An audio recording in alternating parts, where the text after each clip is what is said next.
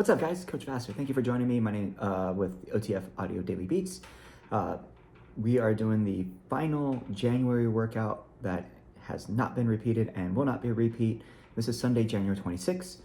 It's a run row for the treads on the 2G. They have a tread card for the 3G as well. We're gonna see strength on the treadmills, endurance on the rower, and power on the weight floor. Now, for this workout specifically, it is a great one to help people understand pacing for the 1 mile benchmark and the 2,000 meter row benchmark. So definitely draw attention to that with the lobby intro, since that is something that we are going to test again, the end of the transformation challenge. So we'll talk about how everything's going to work in the 2G, talk about the 3G, get you on out of here. So key concepts for the run row, it's a repeat quarter mile on the treads, 500 on the row. For the treads, each round, your incline drops by 1%. We practice pacing using split time with the rowers. Great practice for the 2,000 meters. For the floor, it's 1 block, 3 rounds. Each round has the same dumbbell exercises. In between each exercise is a power anchor. So we do see the anchor methodology here. That will change round to round. All right, first thing first, room setup. Make sure you have wipes on the rowers, because whoever starts on the rowers, they'll wipe it down, they'll head to the floor. During that time, treads, they're going to the rowers because they start their work on the row. All right, that being said, let's talk about the tread group who are now on the rowers. So we have 4 rounds, 500 meter push row, quarter mile on the tread. Power walkers is 0.13. Bikes and striders, of course, have their distances that they are looking to accumulate. The intention is to maintain or decrease their split time on the row, and then choose your own intensity and maintain each round while on the treads. All right, so looking at the rower itself, 500 meter push row during the warm-up of your class, bring to attention the split time, what it means, how it correlates to today's workout. I'm not going to explain it because I hope you guys understand by now, but if not, I'll explain anyways. 500 split time. If you maintain that intensity, that is how long it will take you to complete your 500 meter row. It is that simple. If they use a stored program, when they repeat what they did previously will be displayed. That's their split time that they need to hold or something under to maintain or do better. So if it took them 2 minutes and they finish and they're right at 2.0000, cool. When they log back in, go back to stored programs, hit 500 meters, previous interval will be there with 2 minutes. So they need to hold like a 159 split to do better. That's simple. All right. They have 4 rounds. So ideally what we want to see is a decrease of split time by 1 to 2 seconds every time they get back onto that row, even as they move through these rounds and start to accumulate fatigue. Because with a 2,000 meter benchmark, it's the very similar idea. We want them to have room to grow near the end so they don't gas out too early. So start conservative, and then intensity increases, so that way they start conservative and their split time drops until they finish. That is tough to do at 2,000 meters at once, but broken up with a little bit of treadmill work in between should hopefully allow them to understand the benefit of better pacing at the start and to scale back a little bit. And then as they come back, it's a new section of that 2,000 meter row. Let's drive back a little bit harder, get that split time to drop, 1 to 2 seconds. Okay, now the treads. They're doing a quarter mile. In a way, this is a great way to set them up for the 1 mile benchmark as well. They are doing 1 lap at a time. And the same idea, that first one, we want to start conservative. And then as we build confidence around the loop, we start to speed up. So essentially creating like negative splits. One way that we are going to make them slow down a little bit is the incline. Round 1 is at a 4%, then they go to 3, 2, and then the last one is flat road. Now, they do say maintain each round. So as they hold the same speed, but the round drops the incline, it will feel easier in theory. If people increase their speed with that lower incline, cool. Then the intensity or the feeling of it, the effort will stay the same. Same idea, negative splits. As they progress, they increase the intensity to get faster and finish strong rather than gassed out half a mile in. If they finish all 4 rounds, they finish that 0.25 tread, they just keep going. Their bonus is tread until the finisher. If they need to walk, they can walk and then get back to it.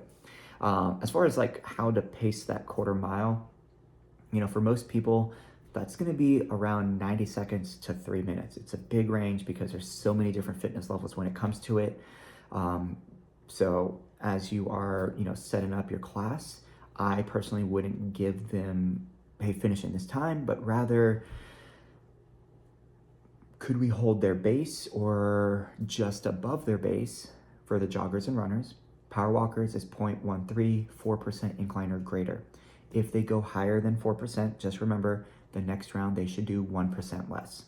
So if they started at 6, they should do 5, 4, 3, and 2, okay? Now, for the bikes and striders, they recommend starting 4 gears over base that first quarter mile distance, and then each round decrease by 1 gear, but increase RPM. So just keep that in mind. By doing so, that will keep their watts, their power output, relatively the same. This looks like a fun one for the run row portion, so definitely if you could take it on that Sunday, go for it. Let's look at the weight floor side. So weight floor, 23.5 minute tread block, or floor block. 3 rounds.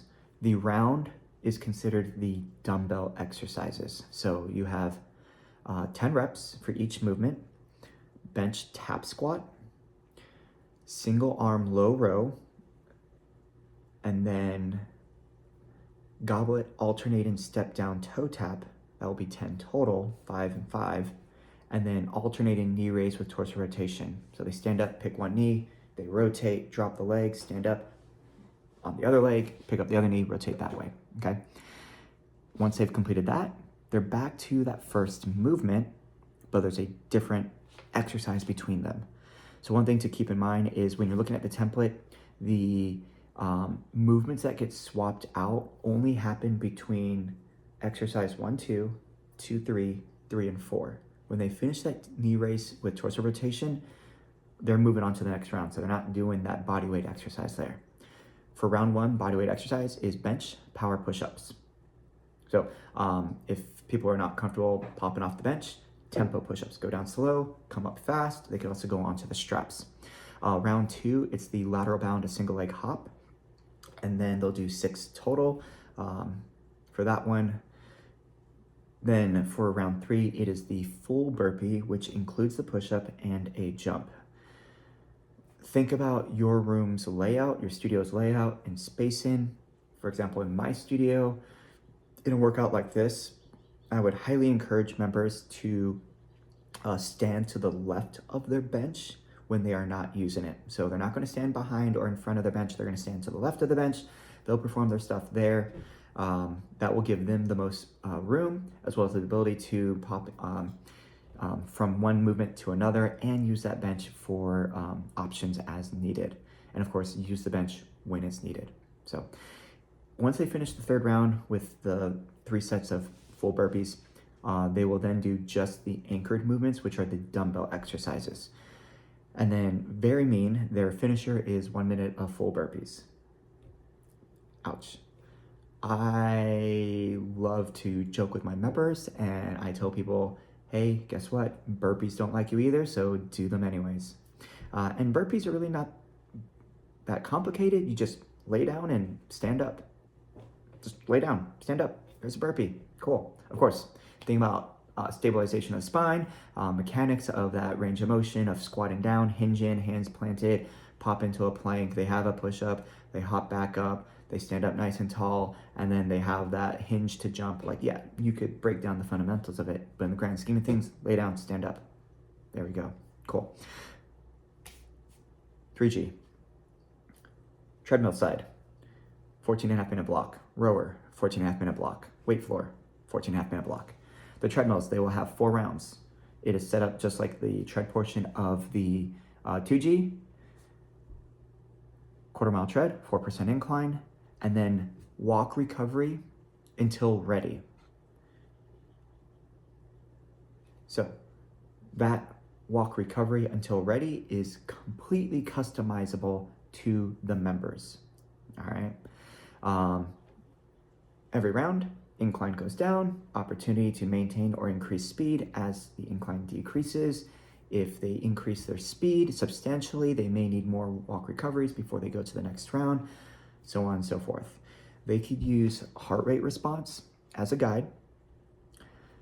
They could also use like rate of perceived exertion and recovery as a guide, or they could do the mental toughness approach and designate a set duration of a walk, and then they get to work once that time is completed. That last one's pretty tough, but kudos to people who try to do that. So the first one, heart rate response. Depending on how they do that quarter-mile push, they might end up in like a mid to high orange, maybe even red. During this walk recoveries, we want to see heart rate trend downward. So at the very least, can we get back to green? Heart's ready to go, back to work, even if the body or mind isn't. So that is one approach. Or they could take more recovery, wait until they get to the blue before they go. The second approach is how they feel. So obviously by the end of that push, they're either going to be breathy, like a push, or breathless from an all-out feeling. When they start to breathe normally, that's probably their heads up to get back to work. So usually about the same amount of time for that heart rate response. There you go. Time duration one, I'm not going to talk about because that is completely up to the individual. And that might be a commitment to, hey, I'm just going to walk for 20 seconds. I'm just going to walk for 45 seconds, whatever they have in their mind. Or maybe they just don't walk, and as soon as they finish, they go right back up on the incline and whatever. All right. So a couple ways you might see people do. Same thing for the finish. If they finish all 4 rounds, they can take that walk recovery they need. And then they will tread until the finisher, which is a 30-second all out. For the rowers, 4 rounds, same goal as the 2G, maintain or decrease split time every round, 500-meter row, and then 20 foot exchanges. This is where they're going to start with their feet staggered, 1 foot and run foot back, jump and switch. Every switch is 1. They have 20. 4 rounds, nice and simple. When they finish, they go into their bonus, which is similar. It's a 250-meter push row, and then quick lateral hops side to side. And then a 30-second all out. Weight floor, not going to talk about, except for they do change up one movement and they get rid of a movement. So you're going to have tap squats and then the seated low row. So this is where you're doing both arms to hit that row from that seated position. If people are uncomfortable with that, they could do a hinge position. They could use straps. If they wanted to do the single arm like in the 2G, they could do a single arm. Of course, that's going to eat up more time. They do get rid of the step down toe tap. So they have squat, row, and then the core movement as their 3 dumbbell anchors. And then the body weight movements, bench power push-up, lateral bound to single leg hop, and then full burpee. Same thing, they'll do those body weight movements between exercise 1 and 2 and between exercise 2 and 3. They will not do it after the 3rd exercise because they'll move into the next round. There you go. Educate your members about pacing, negative splits, how to kind of contain the energy and then maximize it at the end, and have fun with it. Like I said, this looks like a great workout, so if you could take it, do it because it's not being repeated in this month. Other than that, coach it down.